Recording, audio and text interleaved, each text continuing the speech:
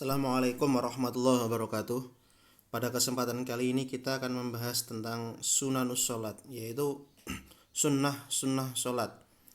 Jadi perbuatan dalam sholat yang jika dilaksanakan mendapatkan pahala, tapi jika ditinggalkan tidak apa-apa.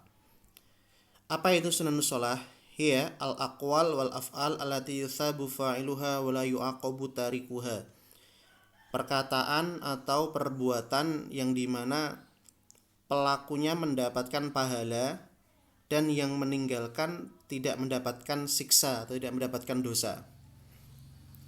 Apa saja sunnah-sunnah sholat itu? Yang pertama, raf'ul yadaini inda takbiratul ihram, mengangkat kedua tangan saat takbiratul ihram.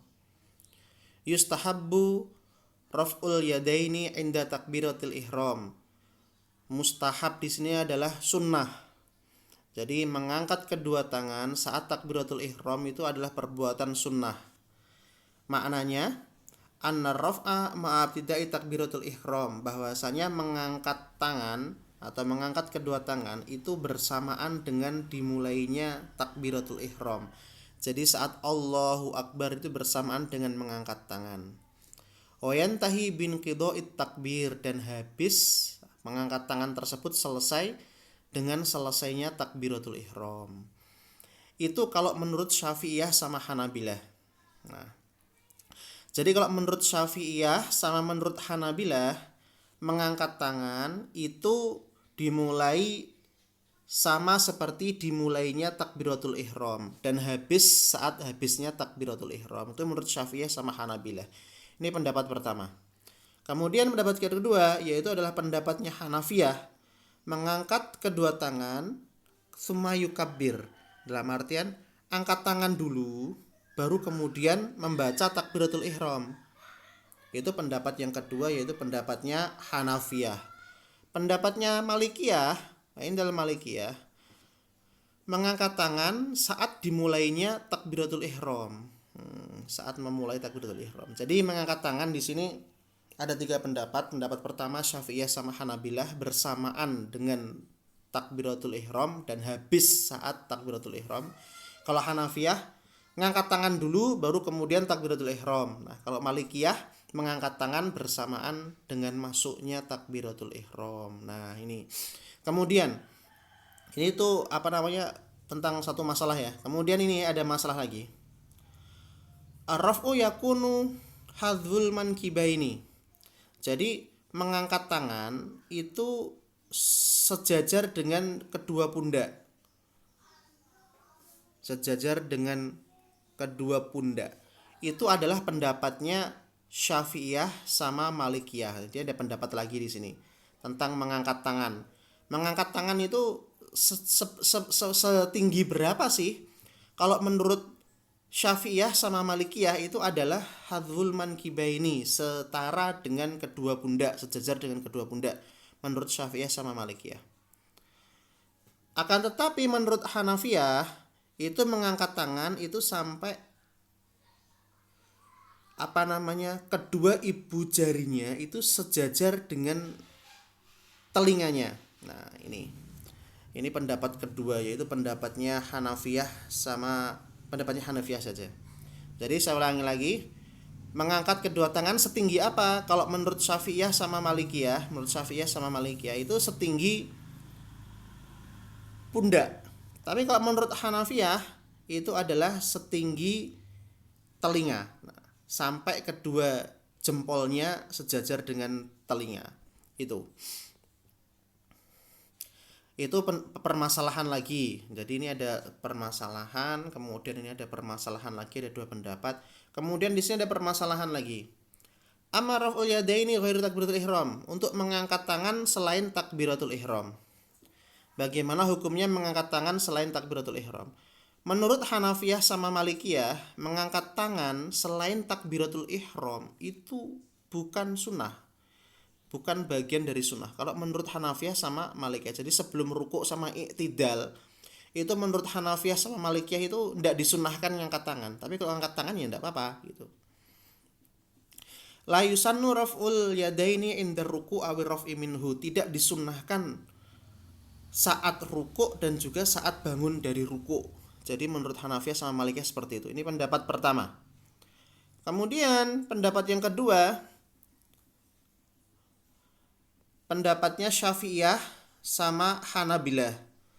Ini pendapat kedua ini, Syafi'iyah sama Hanabilah ini. Bahwasanya mengangkat tangan selain takbiratul ihram, yaitu adalah saat mau rukuk dan juga saat bangkit dari rukuk, itu adalah sunnah, yusannu, disunnahkan. Nah, kemudian ini pendapat kedua ya, pendapat kedua ya. Jadi terjadi perbedaan antara Hanafiyah sama Malikiyah sama Syafi'iyah sama Hanabilah. Jadi rukuk sama bangkit dari rukuk itu menurut Hanafiyah sama Malikiyah itu tidak sunnah, tapi kalau menurut Syafi'iyah sama Hanabilah itu sunnah. Mana yang rojih? Menurut buku ini, yang rojih adalah pendapat kedua, yaitu pendapatnya Syafi'iyah sama Hanabilah. Ar-Ra'yu ats-tsani ar-rojih, yang rojih yang lebih kuat. Karena di situ hadisnya diriwayatkan 22 sahabat bahwasanya Rasulullah itu mengangkat tangan saat rukuk dan juga saat bangkit dari rukuk. Yaitu sunnah yang pertama, yaitu tentang mengangkat tangan saat takbiratul ihram. Sekarang sunnah yang kedua, yaitu meletakkan tangan kanan di atas tangan kiri. Itu sunnah juga, meletakkan tangan kanan di atas tangan kiri. Yandubu ba'da takbir ayyadu al-musalli yadahu al-yumna al-yusra. Ini yandubu ini sama nih, nudiba yundabu ini sama aja ini, nudiba yundabu, disunnahkan, sama seperti yusannu atau yustahabbu, sama ini. Jadi setelah takbiratul ihram menaruh tangannya, orang yang sholat itu musolli, ini bukan musola ya, ini musolli ya, menaruh tangannya yang kanan ke tangannya yang kiri. Ini hadisnya ada ini. Kemudian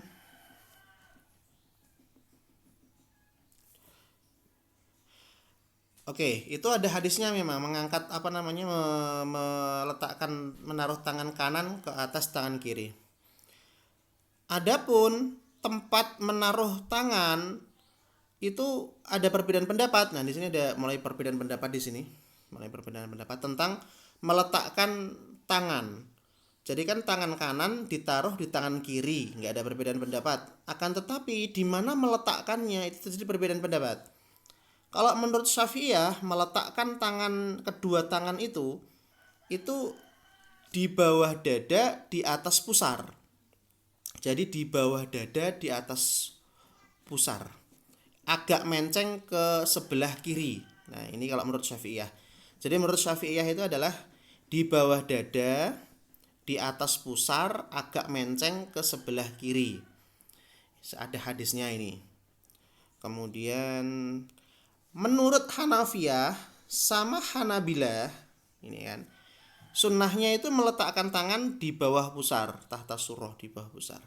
Nah, ini terjadi perbedaan pendapat. Meletakkan kedua tangan saat sholat. Ini ada pendapat pertama, pendapatnya Syafi'iyah.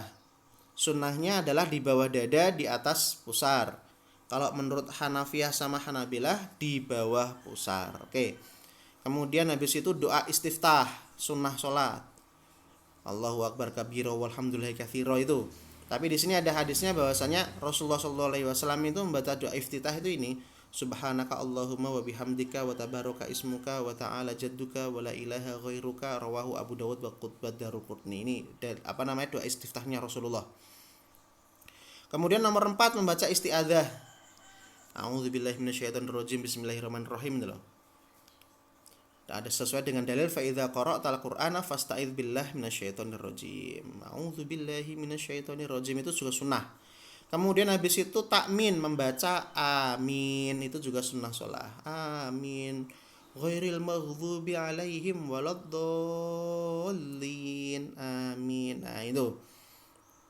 Ayaqulal musolli imaman au makmuman au munfaridan amin. Jadi entah dia itu sholat sebagai imam atau makmum atau sholat sendiri, dia sunnah mengucapkan amin setelah membaca Al-Fatihah. Nah, dibaca keras saat sholat yang keras dan dibaca lirih di sholat yang lirih.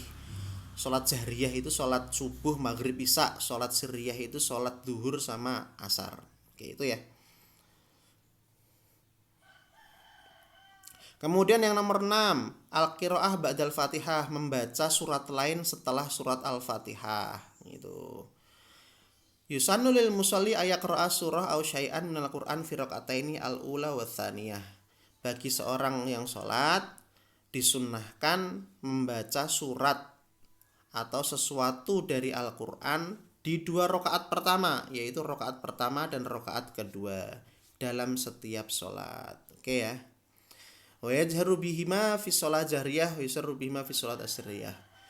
Mengeraskan di sholat jahriyah dan melirihkan di sholat yang lirih. Sholat jahriyah tadi saya sebutkan bahwasanya sholat jahriyah itu subuh, maghrib, isya, asriyah itu duhur sama asar.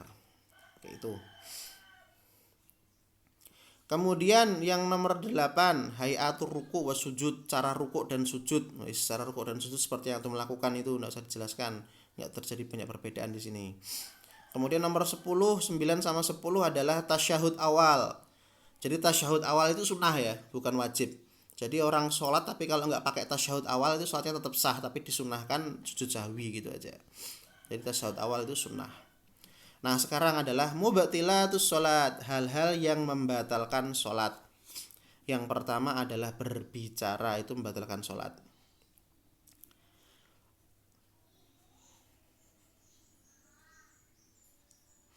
Al-kalam fi sholah amdan walau biharfaini yubtiluhuma. Jadi berbicara di dalam sholat secara sengaja meskipun hanya 2 huruf. 2 huruf itu bisa menjadi susunan kata. Itu membatalkan sholat. Sebagaimana yang diriwayatkan oleh hadisnya dalam Bukhari Muslim, ini saya akan sendiri. Kemudian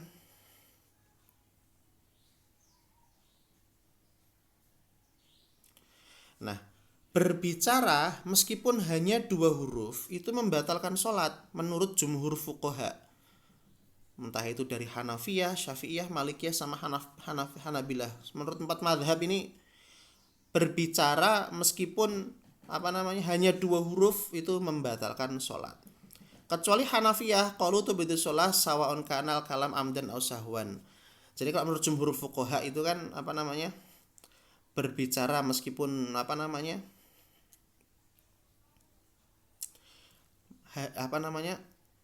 ketika sengaja. Tapi kalau menurut Hanafiyah itu membatalkan sholat meskipun sengaja atau enggak sengaja. Jadi kalau menurut jumhur itu hanya yang sengaja saja yang membatalkan sholat. Tapi kalau menurut Hanafiyah sengaja atau enggak sengaja membatalkan sholat. Oke, itu ya. Jadi terjadi perbedaan pendapat ini antara kalam ini berbicara saat sholat. Kalau menurut jumhur fuqaha berbicara meskipun 2 huruf hanya yang sengaja saja batal. Tapi kalau menurut Hanafiyah sengaja atau enggak sengaja tetap batal. Yang kedua, al-amal al-kathir al-mutawali. Ya, bergerak yang banyak dan berturut-turut. Bergerak banyak berturut-turut itu membatalkan sholat. Al-amal al-kathir al-mutawali fi sholah yubtiluha amdan aw sahwan. Bergerak banyak yang berturut-turut di dalam sholat itu membatalkan sholat sengaja ataupun tidak sengaja. Ini sesuai dengan ittifaqnya fuqaha. Ini adalah contoh-contoh dari perbuatan yang banyak dilakukan dalam sholat ini. Contohnya adalah melangkah 3 kali yang berturut-turut gitu kan, menggaruk badan, mengelus-elus jenggot, menaruh rida di atas 2 pundak. Ini menurut termasuk kepada a'mal katsiroh, perbuatan-perbuatan yang banyak. Dan tidak membatalkan sholat perbuatan yang sedikit. Nah gitu. Contoh karena Nabi SAW itu pernah membuka pintu untuk Aisyah, kemudian membawa Umamah bintihi, membawa cucunya. Jadi Nabi Muhammad SAW pernah membuka pintu untuk Aisyah, kemudian menggendong cucunya di dalam sholat. Saat sujud meletakkannya dan saat berdiri menggendongnya itu tidak apa-apa. Jadi kalau perbuatannya hanya perbuatan yang sedikit maka tidak apa-apa. Oke. Yang nomor 2 yang membatalkan sholat adalah al-aklu wa syurbu, makan dan minum. Jelas makan dan minum itu membatalkan sholat. Al-aklu wa syurbu yubtilus sholat inda jami'il fuqaha sawan kana al-maqulat qalilan aw katsiran, sedikit atau banyak tetap itu membatalkan sholat. Yubtilus sholat inda jami'il fuqaha, bukan jumhur lagi tapi jami', seluruh fuqaha membatalkan. Bukan hanya jumhur tapi seluruh. Yang kedua, 3 adalah hadas.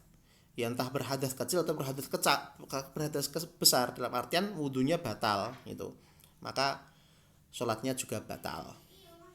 Karena syarat untuk sholat itu ya harus suci dari najis dan juga suci dari hadas. Yang keempat, kena najis meskipun kena najis badannya atau pakaiannya atau tempatnya, maka sholatnya batal. Karena syarat sah sholat adalah suci dari hadas dan suci dari najis.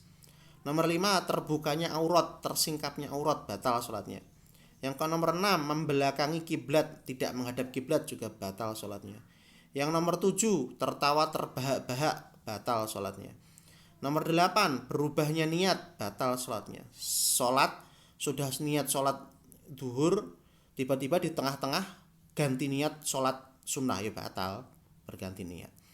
Kemudian yang nomor 9, mendahului imam, sabaqo al-muqtadi al-imama. Jadi dalam artian ini muqtadi ini adalah makmum mendahului imam, batal sholatnya makmum itu. Nah, kemudian di sini ada perbedaan pendapat.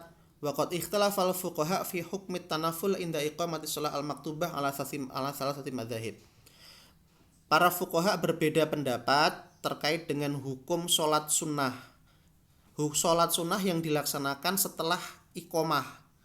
Jadi iqamah ini sudah dilaksanakan nih. Allahu Akbar, syahadu la ilaha illallah, syahadu anna Muhammadar Rasulullah, sudah iqamah. Nah, itu boleh nggak sholat sunnah itu? Nah, ini ada 3 perbedaan pendapat. Pendapat yang pertama adalah mazhabnya Hanafiyah, makruh. Nah, jadi kalau sudah iqamat kemudian mau melaksanakan sholat sunnah, maka menurut Hanafiyah adalah makruh. Mazhab yang kedua mazhabnya Malikiyah. Dhahabu ila annahu idza dakhala al-masjid fawajada al-imam yusalli as-subh falyadkhul mahu fi sholatihi wa yatruku sunnatahu. Jadi menurut mazhabnya Malikiyah ini kalau sudah masuk masjid dan mengetahui bahwa imamnya sudah sholat subuh, maka dia tidak usah sholat sunnah fajar, langsung saja ikut mengikuti sholat fardu. Tapi di sini tidak dikatakan haram atau wajib atau makruh ya. Cuma Malikiyah berpendapat bahwasanya kalau sudah masuk masjid imamnya sholat subuh, ya udah kamu nggak usah sholat sunnah fajar, langsung saja ikut sholat subuh gitu. Itu menurut pendapatnya Malikiyah. Kemudian pendapatnya ketiga, mana pendapatnya ketiga ini? Udah kok reneng.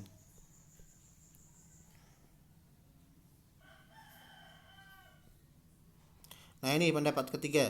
Al-madzhab ats-tsalits yaitu pendapatnya Syafi'iyah sama Hanabilah. Dzahabu ila annahu idza uqimat shalah fala yashra'u fi sholatin nafilah walau ratibah. Kalau sudah qomat, salatnya sudah qomat, Allahu Akbar, syahadu la ilaha illallah itu ya, maka tidak disyariatkan untuk sholat sunnah ataupun meskipun itu sholat rawatib. Jadi kalau udah iqamat ya tidak usah sholat, langsung ikut sholat fardu saja. Karena bagaimanapun juga kedudukan wajib itu lebih tinggi daripada kedudukan sunnah. Kayak itu ya. Di sini adalah ada sujud sahwi kalau nggak salah. Nah, ini kita lanjutkan pertemuan yang akan datang. Wassalamualaikum warahmatullahi wabarakatuh.